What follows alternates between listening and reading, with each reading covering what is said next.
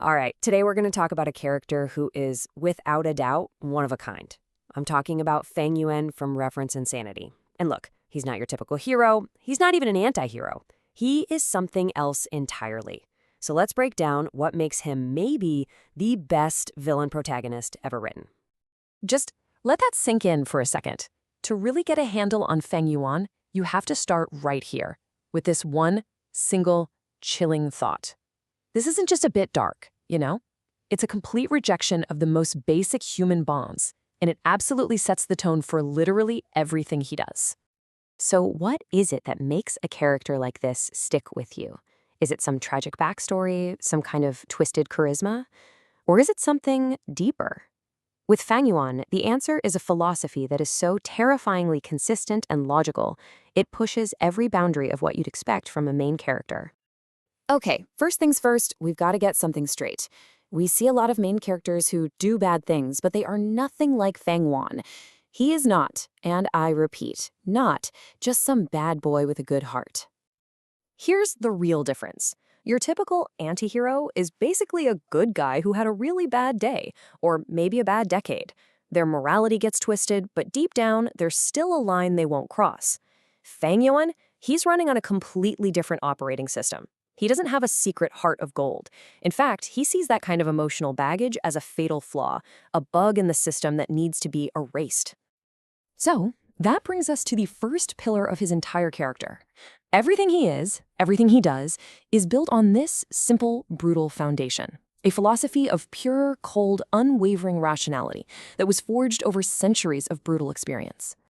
And listen, this isn't him just trying to sound edgy. For him, this is a fundamental law of the universe, like gravity.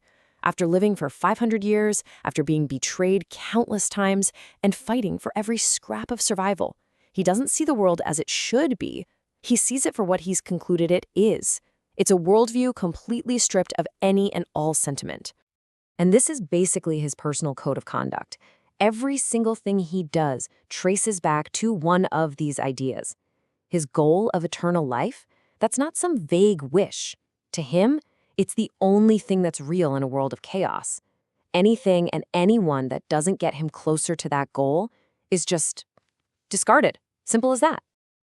So, where does a philosophy of pure logic lead you?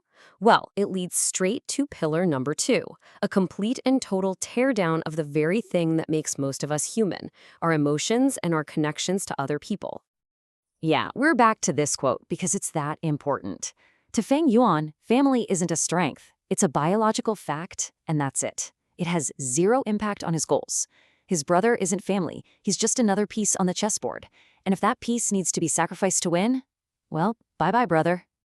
What about love? Romance? Forget it. It's not even on his radar. He looks at people and just calculates their utility. A beautiful woman is nothing more than a heap of flesh, because in his analysis, she offers no strategic value. It's that cold, that analytical. Even the people who raised him get the same treatment, total indifference. They're not enemies he needs to crush or loved ones to protect. They're just scenery, passersby on his long road to immortality. Why would he waste a single calorie of energy on them? It's just not logical.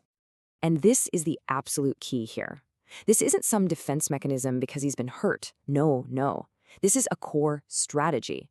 He watches other people. He sees how their love and loyalty makes them predictable, makes them weak, and he weaponizes that knowledge.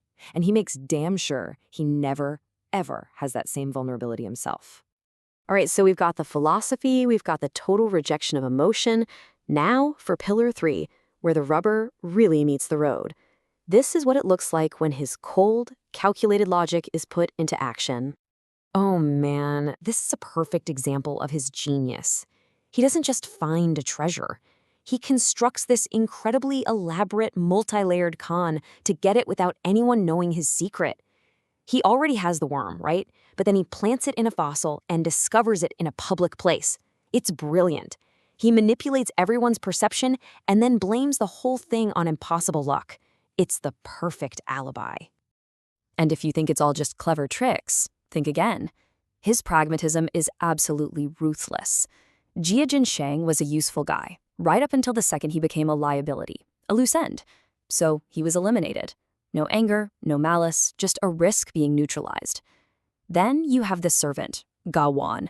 That brutal murder wasn't about rage. It was a business decision, a cold, calculated move to send a terrifying message.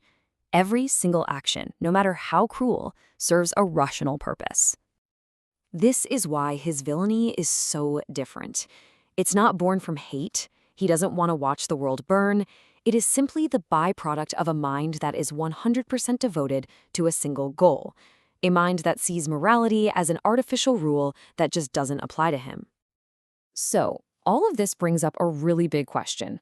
Why are we so captivated by a character who is so relentlessly selfish, so completely empty of empathy? Why do we find ourselves staring into this abyss? I think the answer is you're not meant to root for him. You're not even meant to like him. The fascination is like watching a force of nature, like a hurricane or a shark. It's a perfectly designed system operating on a logic that is completely alien to us. There's something mesmerizing about seeing that terrifying, unwavering consistency in action. And here's the key. He wasn't born this way. He was forged in the fires of a brutal world. 5 centuries of betrayal and constant struggle for survival. That's what created this person.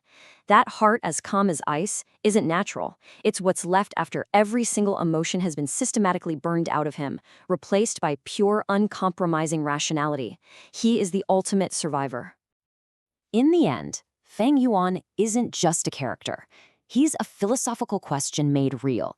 He is an exploration of pure ambition in its most terrifying, undiluted form. He forces us to ask what a person becomes when you strip away everything: morality, empathy, humanity, and leave only the goal itself. And that's a truly chilling question to be left with.